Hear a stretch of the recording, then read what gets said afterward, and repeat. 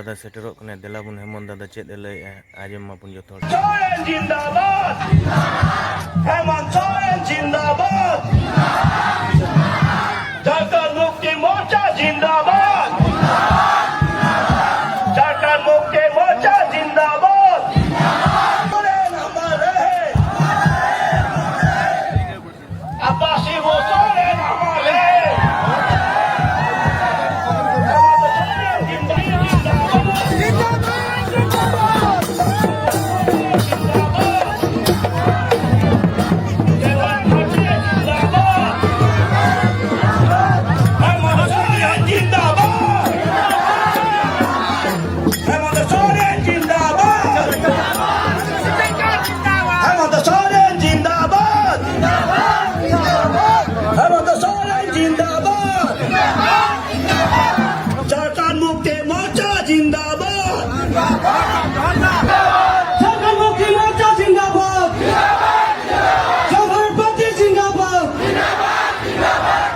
धन्यवाद धन्यवाद हम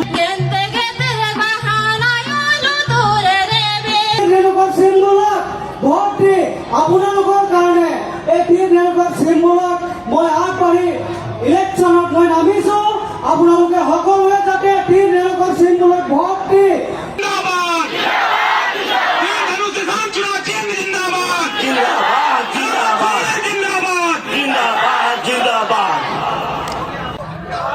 सभी को जोहार फूल जोहार जोहार आसाम जोहार आसाम।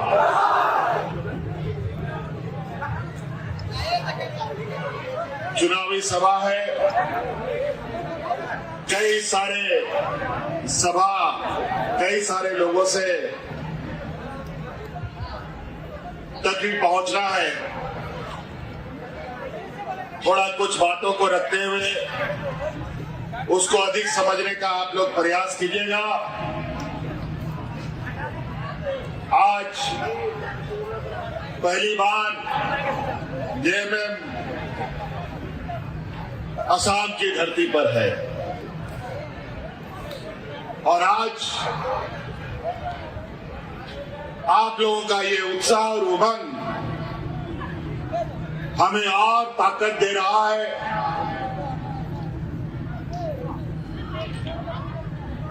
क्योंकि आप सबको ये जानना जरूरी है, क्योंकि जेएमएम झारखंड मुक्ति मोर्चा एक ऐसा पार्टी है जिसका नेतृत्व करता आदरणीय विश्व गुरु शिबू सोरेन जी रहे हैं और शिबू सोरेन जी के बारे में बताने की कोई आवश्यकता नहीं है। जैसे आपके संघर्षशील नेता प्रदीप नाथ जी के बारे में बताने का जरूरत नहीं है, उसी प्रकार शिबू सोरेन जी के बारे में भी बताने का जरूरत नहीं है। और हम लोग उसी का सिपाही हैं और इस पार्टी को गरीब, गुरुआ, किसान, मजदूर, आदिवासी, गरीब गुरुआ लोग ही मिलकर खड़ा किया, बनाया। आंदोलन का कोख से ये पैदा हुआ पार्टी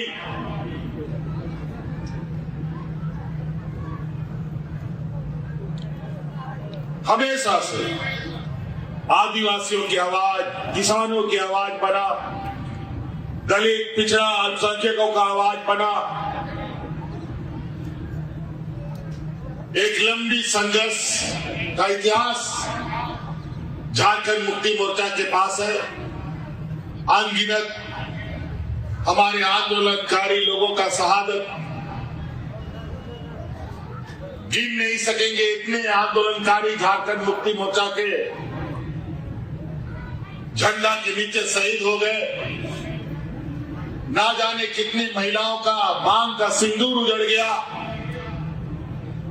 और ना जाने कितने नौजवान अनाथ हुए, तब जाकर के ये झारखंड मुक्ति मोर्चा बना।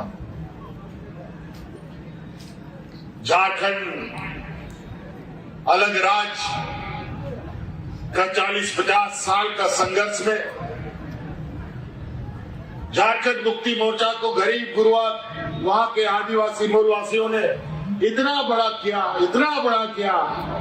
कि झारखंड का 3.5 करोड़ जनता अब झारखंड मुक्ति मोर्चा के छांव के नीचे आराम से रहता है। हम कभी सोचे नहीं थे कि असम में भी आपकी आवाज बनने का हमें मौका मिलेगा, लेकिन वो कहते हैं ना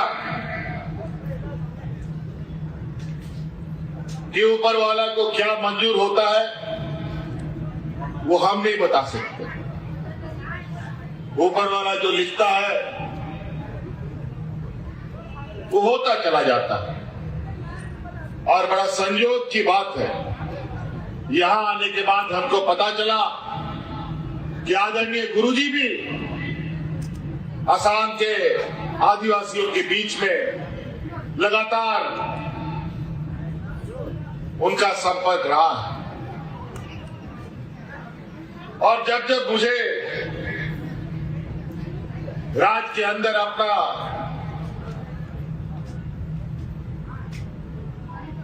दिशा देने का मौका मिला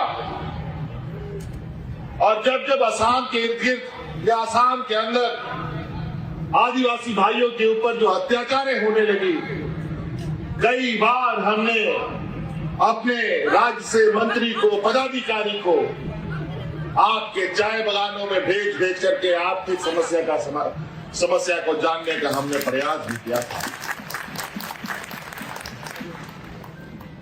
और हमने सोचा क्यों वहां के आदिवासियों पर इतना अत्याचार, आज असम को बनाया कौन? आज इस असम को हरियाली दिया कौन? आज आपके पूर्वजों ने असम में खेत बनाया, चाय बागान बनाया, असम की अर्थव्यवस्था को मजबूत किया और आज यहां के आदिवासियों को क्या मान सम्मान मिला? कहां खड़े हैं यहां के आदिवासी? मैं पूछना चाहता हूं, आपके खून पसीने से सींचा ये राज्य में क्या आपको चाय बागान में सम्मानजनक मजदूरी मिलता है? क्या आपका घर पक्का बन गया? क्या घरों में साफ पानी आता है? जब ये बात सच है तो अब हिसाब लेने का समय आ गया। बड़ी चतुराई से अलग अलग समय में आपका राजनीतिक दुरुपयोग किया गया, आपको राजनीतिक रूप से ठगा गया और यही वजह है न सम्मानजनक दर्जा मिला, न आदिवासी का दर्जा मिला, न मजदूरी मिला, न मकान मिला, न साफ पानी, न हमारे बच्चों के लिए अच्छा भविष्य। पीढ़ियों से मजदूरी करते आ रहे हैं, पीढ़ियों तक मजदूरी करते जाएंगे। अगर हम लोगों ने इस बात को नहीं समझा कि आज देश में एक ऐसा राजनीतिक माहौल चल रहा है जहां हमें आगे बढ़ने का मौका नहीं मिलेगा, आज इसी का एक रास्ता खोलने का एक प्रयास जयमेम आशा और जय भारत पार्टी के लोगों ने मिलकर किया है। बहुत सारे लोग झूठे वादे और लोक लुभावन बातें आपके समक्ष रखेंगे। कई लोग आपको रास्ता दिखाने आएगा, लेकिन याद रखिए उन सब रास्तों का मंजिल नहीं, लेकिन हम लोग जिस आदर्श के सिपाही हैं, हम लोग ऐसे दल के सिपाही हैं जो दल रास्ता भी दिखाता है और मंजिल तक पहुंचाने का भी क्षमता रखता है।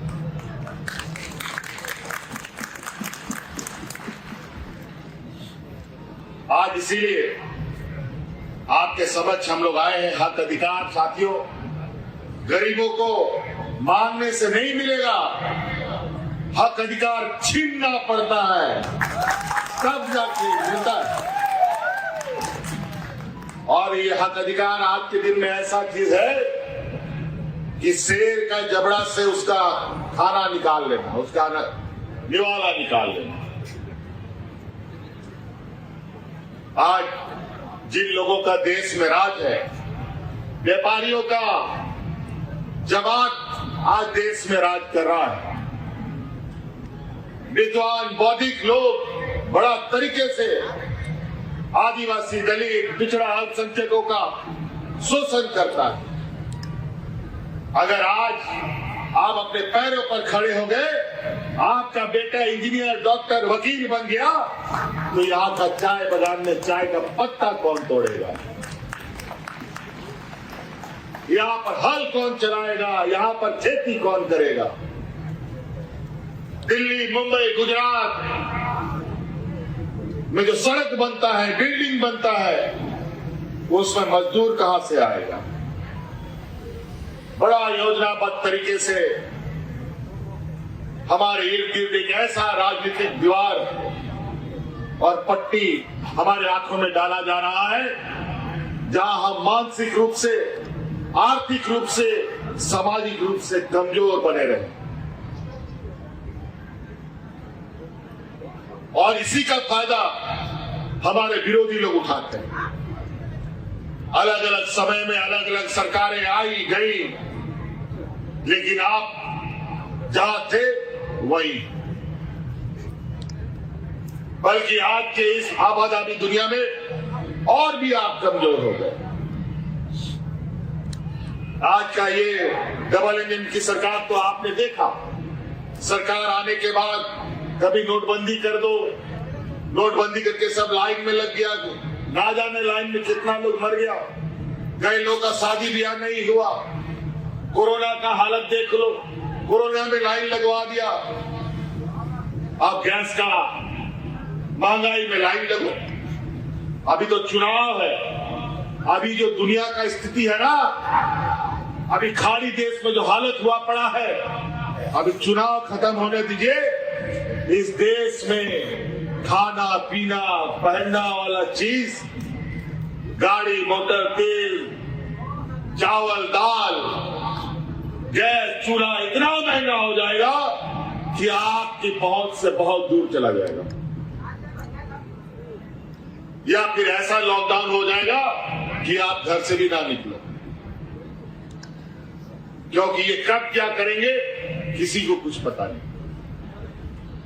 आज सबको जनधन के नाम पर बैंक में खाता खुलवाया था नहीं, पूरा देश में खाता खुलवा दिया, सबका पैसा बैंक में डलवा दिया, और वो पैसा गया कहां?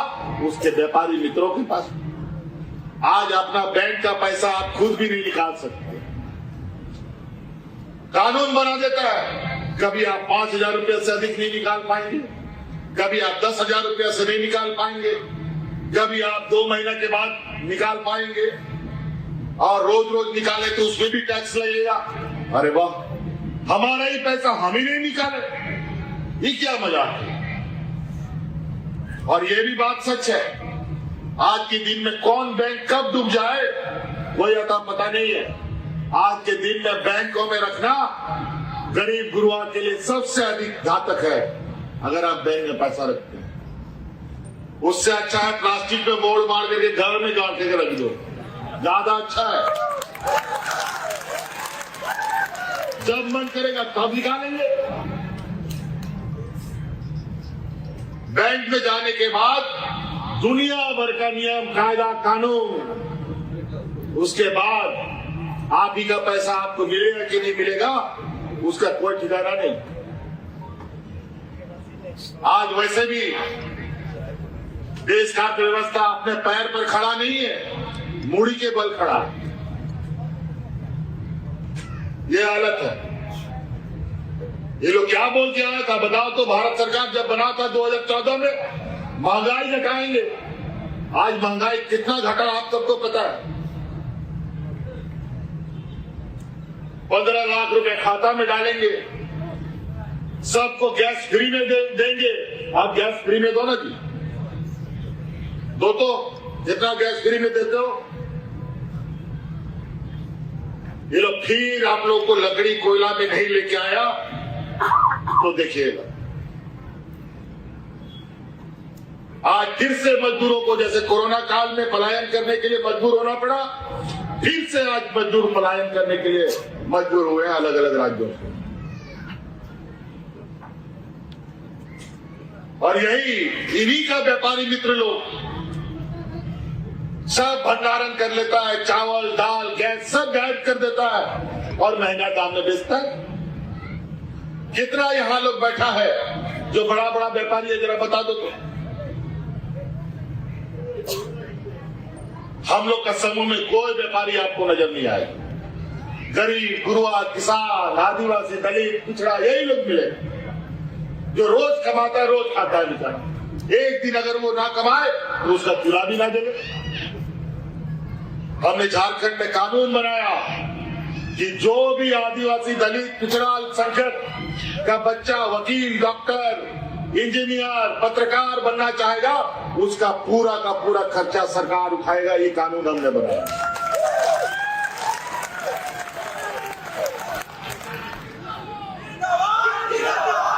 आज देश हमारे राज्य में हमारा राज्य का आधा जो जनसंख्या महिला है, सभी को महीना हम 2,500 रुपए देते हैं। किसी के सामने भीख मांगने की जरूरत नहीं है। शादी ब्याह सब चीज में बेचारा लोग महाजन लोग से भीख मांगता था, लेकिन आज धीरे धीरे झारखंड की महिला अपने पैरों पर इतना मजबूती से खड़ा हो रही है जो आज देश दुनिया में चर्चा का विषय बना है। और आज यहां पर भी चुनावी समर में पैसा बांटने का भी काम चल रहा है। हमको पता चला ये पैसा कहां से है। आप ही का पैसा काटा हुआ आप ही को पटक दे रहा है, आप समझते नहीं। आज यहाँ चाय बगान में मजदूरी कितना मिलता है? 250 रुपया। मनरेगा में भी इतना मजदूरी नहीं मिलता, इससे अधिक मिलता था। ये हालत है। आप दूसरे राज्यों में जाके देखिए, बेंगलोर में जाके देखिए, कर्नाटक में जाके देखिए जहां चाय बगान और कॉफी बगान है, वहां पर 600-700 लोगों को मिलता है। क्या वहां का आदमी का हाथ पर 4 ठो है क्या? क्या यहाँ का आदमी आदमी नहीं है क्या? ये लोग को लगता है कि यहाँ का लोग सीधा सरल है, ये लोग को जैसा चाहो वैसा कठपुतली की तरह नचाओ। आज यही चंगुल से बाहर निकालने का संकल्प आज जयमेम और ये आशा और जय भारत पार्टी ने लिया। आप एक कदम चलिए, 10 कदम हम आपको आगे लेके चलेंगे। ये हम आप लोगों को वादा है। हेमंत सोरेन जिंदाबाद, हेमंत सोरेन जिंदाबाद। हम लोग का झारखंड में हम लोग यही करते थे। हमारे पूर्वज लोग हमारे अग्रणी नेता लोग यही नारा लगाता था, कैसे लेंगे झारखंड, लड़के लेंगे झारखंड। आदो बाबन बताओ झारखंड राज्य बताओ, यही नारा लगता था। और गरीब होते हुए भी झारखंड का लोग पेट में गमछा बांध कर दिल्ली पटना रांची करता था। और झारखंड 40 साल लड़ कर ले ही लिया। और यहां पर भी कैसे लेंगे झारखंड अधिकार, लड़के लेंगे अधिकार, ये नारा होना चाहिए। और देगा कैसे नहीं? आप हमें आ गया है कैसे अधिकार लिया जाता है। और ये 5 साल में जो ये आते हैं आपके समय, चुनाव के समय, ये बहुत चालाक चतुर है। हमारा ही बीच का कुछ, हमारा ही जात बिरादरी का, हमारा ही रिश्तेदार लोग को कुछ अपना एजेंट बना लिया है, दलाल बना लिया है और हमारे बीच में भेजकर हमें एक नहीं होने देता। इसीलिए आप लोग एक छत के नीचे आइए। वो तो हम लोग बचपन में पढ़े, एक लकड़ी अकेले रहेगा तो उसको कोई भी तोड़ सकता है, अगर 100 लकड़ी एक साथ बांध दो तो इस दुनिया का कोई ताकत उसको नहीं तोड़ सकता।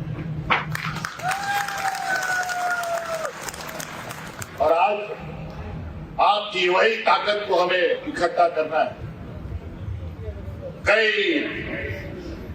सारी बातें हैं, अगर हम बातों को लेना या बोलना शुरू करें तो एक दिन भी कब पड़ेगा। आज इस राज्य में डबल इंजन की सरकार एक दोनों तरफ से दो मुंह सांप दिखाया नहीं दिया, दो मुंह का सांप नहीं दिखाया है। 6 महीना इधर से खाएगा, 6 महीना इधर से खाएगा। ये दो मुंह सांप है, डबल इंजन का सरकार नहीं। ये लोग देने वाला लोग नहीं है। हम तो बार बार कहते हैं, एक विद्वान आदमी था, बहुत बड़ा पंडित, जिसको चाणक्य लोग बोलते हैं। चाणक्य का कहानी आप लोग सुने ना। वो चाणक्य ने कहा था कि जिस देश का राजा व्यापारी होता है ना, उस देश का प्रजा हमेशा भिखारी हो जाता है। तो जान लीजिए, ये गुजरात का जो ये व्यापारी लोग आज देश का रेल, हवाई जहाज, एयरपोर्ट, बंदरगाह सब गिरवी व्यापारियों के हाथ में चला गया। आज रेलवे का टिकट देखो कितना महंगा हो गया, प्लेटफॉर्म का टिकट देखो कितना महंगा हो गया। नमक, तेल, गैस तो महंगा है ही है। तो आज राजनीतिक दलों को पहचानिए। बहुत सारे लोगों को आपने देखा और कोई संघर्ष करने वाला नहीं है। और झारखंड मुक्ति मोर्चा संघर्ष से ही पैदा हुआ। गरीबों को कोई बांध के नहीं देता है। आज इसीलिए आप सब लोगों को एक साथ खड़ा होना पड़ेगा, तभी ये लड़ाई को मंजिल तक पहुंचाया जा सकता है। आज जिस तरीके से हमारे आदिवासियों का, अल्पसंख्यकों का, किसानों का यह हालत है, वो बहुत जल्द, अब तो नया नया अभी चुनाव खत्म होने दीजिए, जो वैश्विक स्तर का समस्या आज खड़ा हो रहा है, इनकी बस की बात नहीं है। किसानों को, मजदूरों को, आपको तो याद है दिल्ली में किस तरीके से 1 साल तक किसान लोग डट के दिल्ली को घेर के रखा। हजारों किसान दिल्ली में मारे गए। ठंडा, बरसात, गर्मी, घर द्वार छोड़ करके सारा किसान दिल्ली को घेर के रखा था। उसी तरीके से अगर यहाँ के आदिवासी, यहाँ के किसान, अल्पसंख्यक एक हो गए तो इस राज्य की सरकार का मजाल नहीं है जो आपकी बात को काट सके। इसलिए साथियों, समय भी हमारा अभी और भी कार्यक्रम में जाना है, वेदर भी, मौसम भी खराब हो रहा है। हम लोग के ये बास्की, महावीर बास्की बाबू, अभी तो हम सोनारी से होके आ रहे हैं, बहुत सुंदर, इतना सारा लोग उस कार्यक्रम में। आज उसी तरीके से आप लोगों से भी आग्रह करने आए हैं। महावीर बास्की यहाँ के संघर्षशील नौजवान को आज हम लोगों ने तीर धनुष इसके कंधे में दिया है। और तीर धनुष हम लोग सिद्धू, कानू, चांद, भैरव, भगवान बिरसा मुंडा, ये एक ऐसा ताकत जहां हमारे पूर्वज इस देश का लोग आजादी का सपना भी नहीं देखा था, इसी तीर धनुष से भगवान बिरसा मुंडा, सिद्धू कानू, तिलका मांझी लोग अंग्रेज को भगाने का काम करता था। इसलिए 3 नंबर ईवीएम मशीन में तीर धनुष छाप, आदिवासियों का मान सम्मान। आप तीर धनुष को मजबूत कीजिए, महावीर जी को मजबूत कीजिए और आप खुद को मजबूत कीजिए, समाज को मजबूत कीजिए और अधिकार का एक संघर्ष के लिए तैयारी कीजिए। इन्हीं बातों के साथ, क्योंकि आपको आगे भी जाना है, समय अस्त हो रहा है, आप लोग जोरदार नारे के साथ इनकलाब, इनकलाब, इनकलाब। चलिए, धन्यवाद, जय जोहार। हेमंत सोरेन जिंदाबाद, हेमंत सोरेन जिंदाबाद, जिंदाबाद, झारखंड मुक्ति मोर्चा जिंदाबाद, झारखंड पार्टी जिंदाबाद, हेमंत सोरेन जिंदाबाद, आना चाहिए। हेमंत सोरेन जिंदाबाद, कैसे लगेगा भाजपा जो है झारखंड मुक्ति मोर्चा जिंदाबाद।